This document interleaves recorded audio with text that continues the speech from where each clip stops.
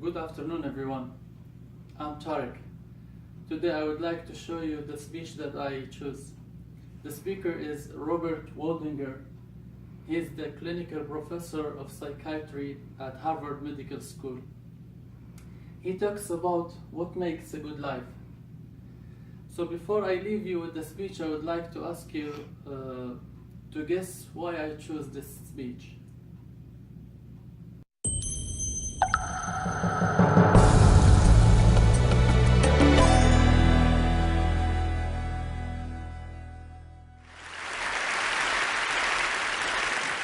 What keeps us healthy and happy as we go through life? If you were going to invest now in your future best self, where would you put your time and your energy? There was a recent survey of millennials asking them what their most important life goals were. And over 80% said that a major life goal for them was to get rich. And another 50% of those same young adults said that another major life goal was to become famous. And we're constantly told to lean into work, to push harder and achieve more. We're given the impression that these are the things that we need to go after in order to have a good life. Pictures of entire lives, of the choices that people make and how those choices work out for them, those pictures are almost impossible to get. Most of what we know about human life, we know from asking people to remember the past. And as we know, hindsight is anything but 20/20. We forget vast amounts of what happens to us in life, and sometimes memory is downright creative. But what if we could watch entire lives as they unfold through time? What if we could study people from the time that they were teenagers all the way into old age to see what really keeps people happy and healthy? We did that. The Harvard study of adult development may be the longest study of adult life that's ever been done. For 75 years, we've tracked the lives of 724 men. Year after year, asking about their work, their home lives, their health, and of course, asking all along the way without knowing how their life stories were going to turn out. Studies like this are exceedingly rare. Almost all projects of this kind fall apart within a decade because too many people drop out of the study, or funding for the research dries up, or the researchers get distracted, or they die, and nobody moves the ball further down the field. But through a combination of luck and the persistence of several generations of researchers, this study has survived. About 60 of our original 724 men are still alive, still participating in the study, most of them in their 90s. And we are now beginning to study the more than 2,000 children of these men. And I'm the fourth director of the study. Since 1938, we've tracked the lives of two groups of men. The first group started in the study when they were sophomores at Harvard College.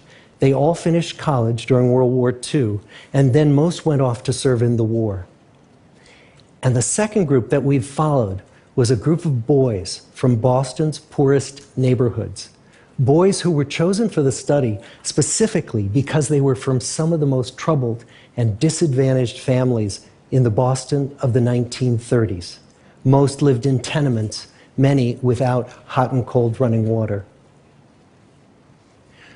When they entered the study, all of these teenagers were interviewed, they were given medical exams. We went to their homes and we interviewed their parents. And then these teenagers grew up into adults who entered all walks of life. They became factory workers and lawyers and bricklayers and doctors, one president of the United States. Some developed alcoholism, a few developed schizophrenia. Some climbed the social ladder from the bottom all the way to the very top. and some made that journey in the opposite direction. The founders of this study would never in their wildest dreams have imagined that I would be standing here today, 75 years later, telling you that the study still continues. Every 2 years, our patient and dedicated research staff calls up our men and asks them if we can send them yet one more set of questions about their lives. Many of the inner city Boston men ask us, "Why do you keep wanting to study me? My life just isn't that interesting." The Harvard men never asked that question.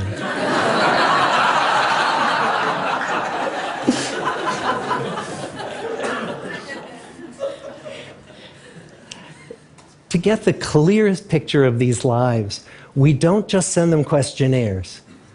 We interview them in their living rooms.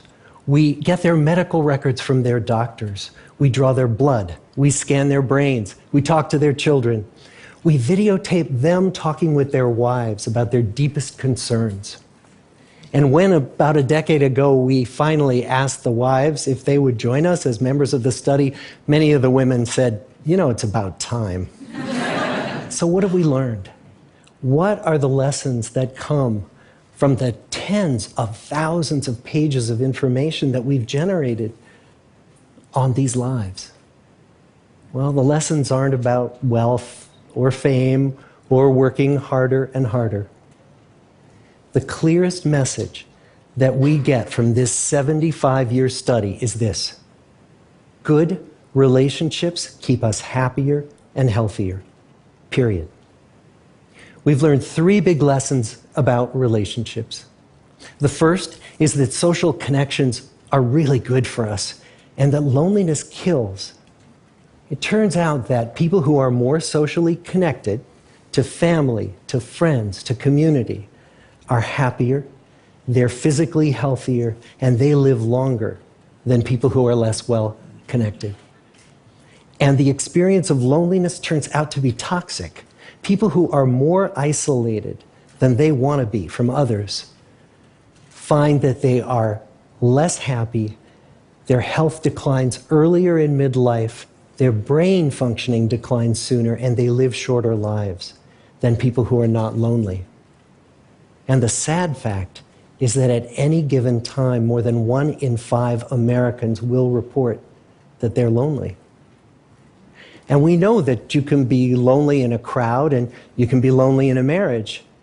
So the second big lesson that we learned is that it's not just the number of friends you have, and it's not whether or not you're in a committed relationship, but it's the quality of your close relationships that matters. It turns out that living in the midst of conflict is really bad for our health. High conflict marriages, for example, without much affection, turn out to be very bad for our health, perhaps worse than getting divorced. And living in the midst of good, warm relationships is protective. Once we had followed our men all the way into their 80s, we wanted to look back at them at midlife and to see if we could predict who was going to grow into a happy, healthy octogenarian and who wasn't. And when we gathered together everything we knew about them at age 50, it wasn't their middle-aged cholesterol levels that predicted how they were going to grow old. It was how satisfied they were in their relationships. The people who were the most satisfied in their relationships at age 50 were the healthiest at age 80. And good, close relationships seem to buffer us from some of the slings and arrows of getting old. Our most happily partnered men and women reported in their 80s that on the days when they had more physical pain, their moods stayed just as happy. But the people who were in unhappy relationships, on the days when they reported more physical pain, it was magnified by more emotional pain. And the third big lesson that we learn about relationships and our health is that good relationships don't just protect our bodies, they protect our brains.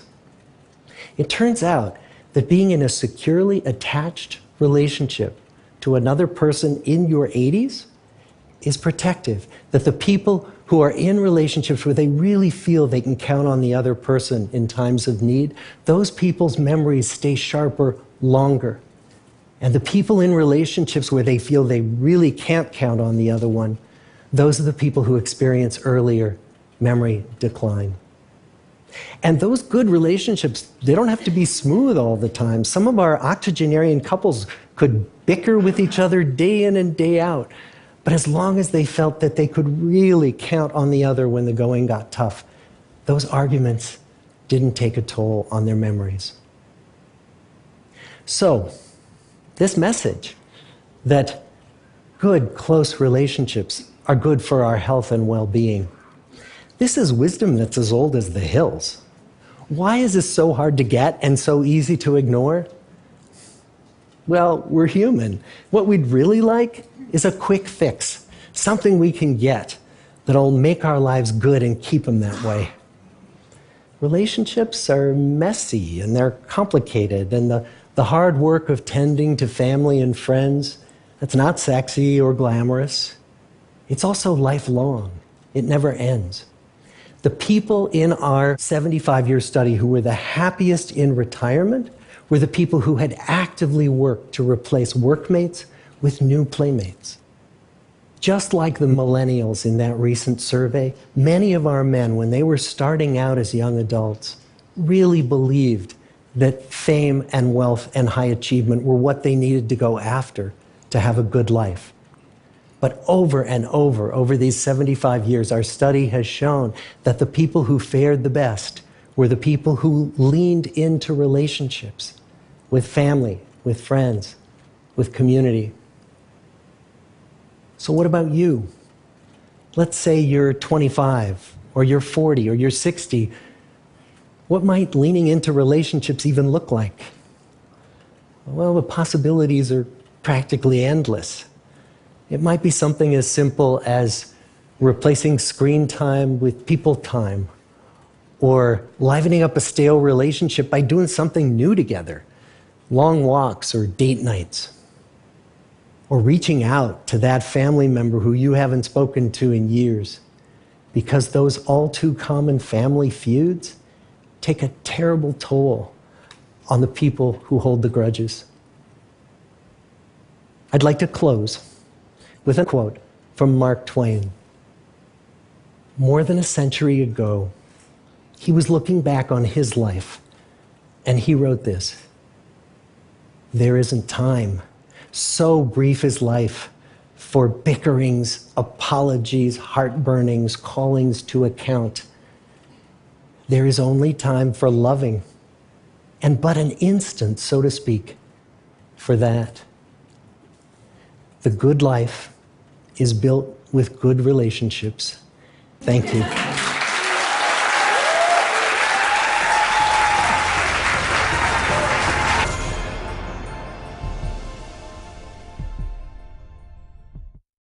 Welcome again. I would like to classify my evaluation into two categories.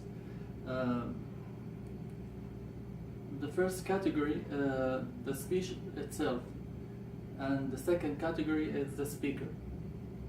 So to begin with, the speech has a strong argument, a good hook, and a match button. The evidence was so strong. The study, 75 years, is something unbelievable. I have never heard about a study for 75 years, and still continues. So the speech has a good evidence, good hook, strong argument, and a match button. And about the speaker, I think the speaker has the ability to hook the audience. It's clear from the audience faces that they were hooked by the speaker. He used eye contact, open body, he used body language, and also he used a symbol language for his audience. Also, good use of buzzing. The only thing that I didn't like in this speech, there was a lack of enthusiasm. He used the same tone, no vocal language, almost the same tone for all the speech. But overall, he did a great job. He started with a good hook and present a strong argument, and he uses a good transition to close his speech. Thank you.